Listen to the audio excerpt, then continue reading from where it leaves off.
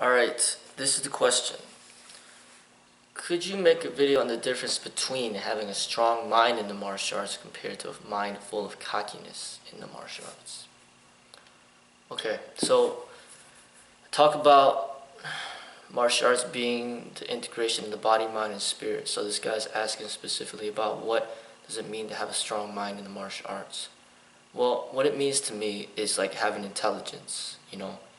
Think about what is intelligence. You think about like a scientist. Alright, this has nothing to do with cockiness. Alright, this is just somebody that's very intelligent. So somebody that's the epitome of like the highest mind that's ever lived, it could be somebody like Albert Einstein. We use him as an example. Like basically scientists, like people that are very, very smart. People that get like straight A's in school. And this really has nothing to do with cockiness. Now, a person can be cocky, because he's smart, and you see it all the time, but in relation to the martial arts,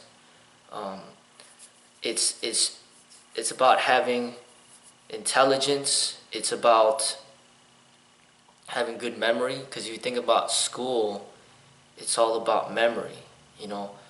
What did you remember so you could, you study to remember so then when you take the exam you pass.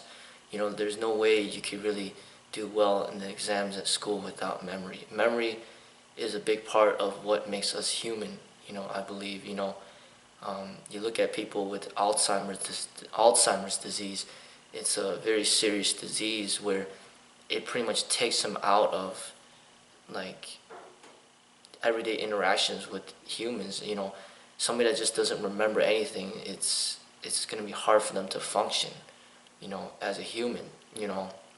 They might as well be like a dog or a cat, where they don't remember anything, like as much as humans. So it's like this person doesn't remember his name, doesn't remember where he lives, doesn't remember, like anything about himself. Doesn't know who his brother or sister is, or his parents, nobody. And that's going to be a huge problem. And essentially, a lot of these people that practice combat sport and football and things of that nature, where they get a lot of concussions, it degenerates the brain, it lowers their intelligence, it destroys their memory, and it makes them less human. Less human, more animalistic. So it's more like a tiger or a lion who's just very powerful, but they lack intelligence. And because they lack intelligence, they're always going to be less powerful than the human, because the human uses their mind and their intelligence to, overpower the animals. That's why we have been so much developed as a civilization, is because of our strong mind. A strong body is just not good enough. And you also notice that a strong mind could be useful pretty much for your entire life, where the body will degenerate. You cannot be like a world-class athlete for your entire life. You just can't. People's bodies will break down. Look at Bruce Lee, he just died. His body couldn't take it anymore. Look at Michael Jordan, he can't play basketball at that level of expression until he's like 90. He had to retire pretty early. Look at Kobe Bryant, he used to be really good, and then now he just retired. Look at LeBron James, really good when he started, and then he's getting older. So the body only lasts for so long, but the mind, it doesn't reach its peak until like close to death. Like at the age of 20, your mind is still very young. At the age of 30, it's still very young. Even the age of 40 is still very young. Like your mind could keep developing, and you could keep increasing your intelligence and increasing your wisdom and your experience through time, pretty much until you're dead, as long as you take care of yourself and you don't get concussions and suffer Alzheimer's or dementia or something where it affects your brain. Your brain can be strong until you die, kind of like the Albert Einstein. Other people that might represent a high level of mind development, who's well known, might be somebody like Sigmund Freud. He's a psychologist and, very famous. or Carl Jung, you know, like Osho, for example, too. Socrates is another one, a big one. Very, very intelligent. Like philosophers are very intelligent. Plato, you know, philosophy requires a lot of intelligence. You know, it requires a lot of study. It requires a lot of intellectual development. You know, you can't be stupid and study and be somebody that's a really good, you know, well-known, you know, good philosopher. All right, so scientist, philosopher, psychologists, doctors, lawyers. I mean, these are all people that need a lot of intelligence. You know, this is really nothing about the physical.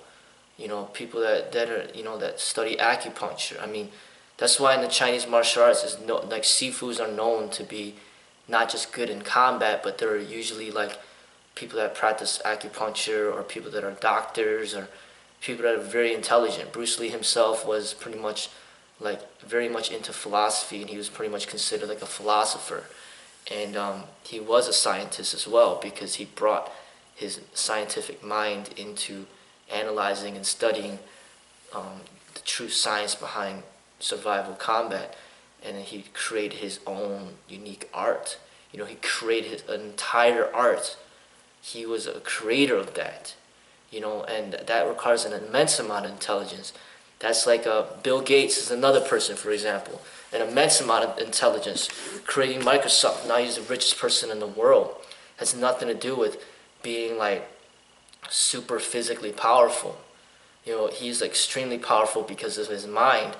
And he created, you know, Microsoft and the software and made money. And now he's, the, you know, pretty much the richest person in the world. And you see the power that he has over people.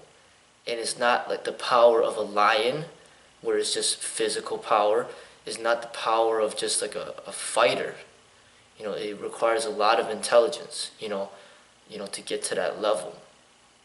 You know, so that's what I mean by intelligence. You know, people that are smart, they're not dumb. Like, and the thing is, when you practice martial arts and you suffer a lot of concussions, your intelligence will lower. You're gonna get worse. You know, like a lot of these boxers, you see their speeches are very slurred, and a lot of them can't even read a book. A lot of them will die early, and a lot of them suffer an immense amount of brain damage. You know, physically looking at them, they might seem like they're strong, but if you open up their brains and you look, you know, open up their heads and you saw their brains, you'll see that their brains are extremely undeveloped. You know, they lack an immense amount of intelligence. These boxers, these wrestlers, these football players, I mean, they kind of fit into the stereotype of what you feel in high school, for example, where all they could do is just play their sport, and then they fail all their classes because they lack intelligence. But a martial artist is not that. He's not like a football player or a boxer or a wrestler who has no intelligence, but he's athletic, and then he fails all his classes. No, like a martial artist is somebody who is highly fit and athletic, just like the athletes, but he has an immense amount of intelligence. He might get straight A's. He might, you know, somebody does really well in school. You know, he's well read. He could read. He could write. He could be a philosopher. He could be a doctor. He could be a scientist. He could be somebody that's just highly developed in the mind, you know. And when you practice the martial arts and you see people, for example, who study the forms and they know a lot of forms, that requires intelligence. It requires a lot of memory. And then Bruce Lee himself, even though he didn't really like the traditional forms, he himself created movies. And in the movies, to be an actor, you need a lot of intelligence because you need to be able to memorize all your lines. And he needed to create and choreograph and memorize all the fight scenes that he was involved in, not just with himself, but then coordinating with other people as well. That requires an immense amount of intelligence, you know. And if he didn't become an actor and he kept teaching for a living the martial arts, he would have had to require had to develop some sort of curriculum, you know, or some type of set way of teaching that gives a foundation for his assistant instructors to work off of. and to teach, and that would require the use of forms. Like forms is like almost like a teaching curriculum. It's just like something where you take a person from beginning to end, as far as like introducing the basics of combat and self-defense. And he would have created forms himself. He was against basically practicing traditional forms of which he did not create and which he didn't feel was useful and effective for his expression. But if he would have created his own forms, then he would have made it useful, practical, and effective, and I'm sure he wouldn't have had a problem with that. He was just more about, creating your own, opposed to just, copying somebody else's, and being robotic, but he was a creator, so he was the type of person who would have created his own, and then he would have viewed forms from a different perspective. But essentially, his movies are the fixed forms. You see, once you videotape that movie, it doesn't change. Enter the Dragon is Enter the Dragon. Game of Death is Game of Death. The Way of Dragon is the Way of Dragon. It's not going to change. It's set right there, what it is. It's permanent, okay? So he was against permanency and he was about change, but he himself fell into the pitfalls of permanency. You can't really get away from it, but that's pretty much what I'm getting at. Bruce Lee was an extremely intelligent person, and that's what sets him apart from a lot of the people out there that are just fighters. You encounter a bunch of fighters out there, but you don't encounter people that are truly intelligent. So that's the difference. Cockiness in itself, really, it has nothing to do with intelligence.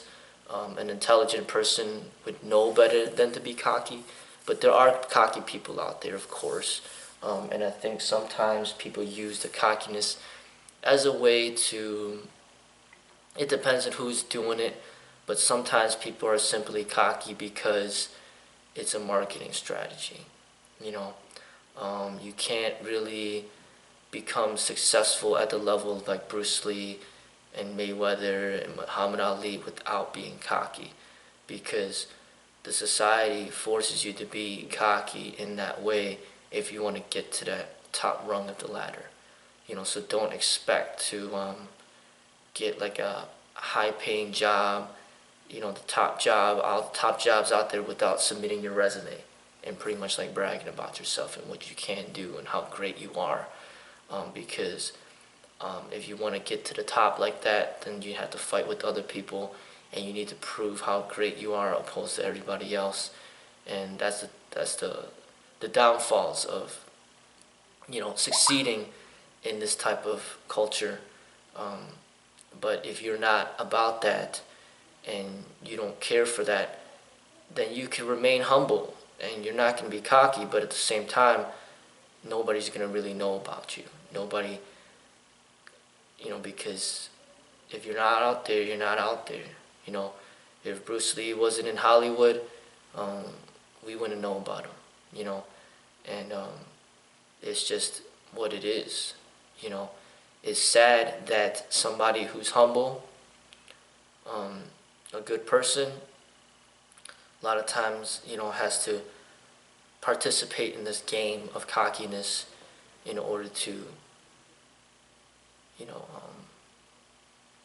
gain some type of appreciation from the people out there,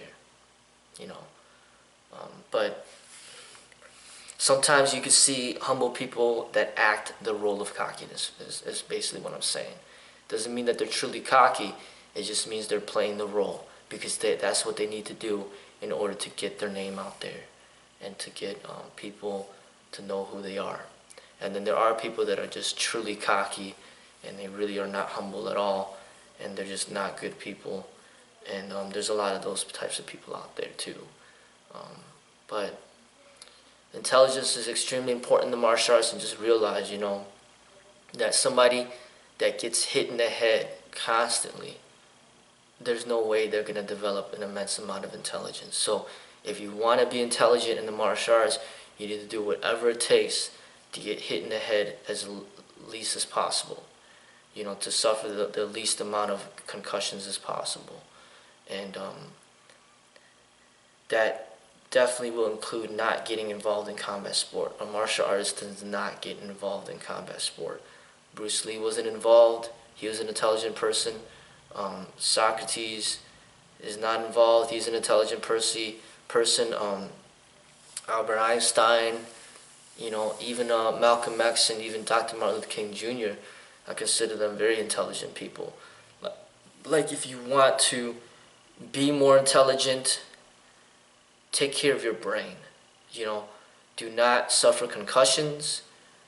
Do not let people hit you in the head, jolting your head around. Make sure you read a lot of books. Make sure that you practice. Have good memory. And work on the brain power. That's what's really important for the martial arts. Value the mind and just realize that the mind is a very, very powerful. It's much more powerful than just the body. Just think about all the technology in this world is because of the mind. You got people like used to riding horses. Now we got cars. That's all technology. That's intelligence. Like before, we used to send mail, through the postal service. Now we got email. Now we got cell phones and text messaging. That's all intelligence. These guns that we got, guns, it's intelligence. It's like all technology is intelligence. So you see how important it is to be intelligent, because the body just can't keep up with the mind like that. The mind is very, very powerful. You got to recognize the power in the mind and embrace that, protect that. Don't let somebody knock you in the head, and don't fall into the trap of combat sport and jeopardizing your health and your safety and your brain and your memory, because you want some attention, or because you want to prove something. There's nothing to prove, just protect your health, protect your mind, so that's what I gotta say.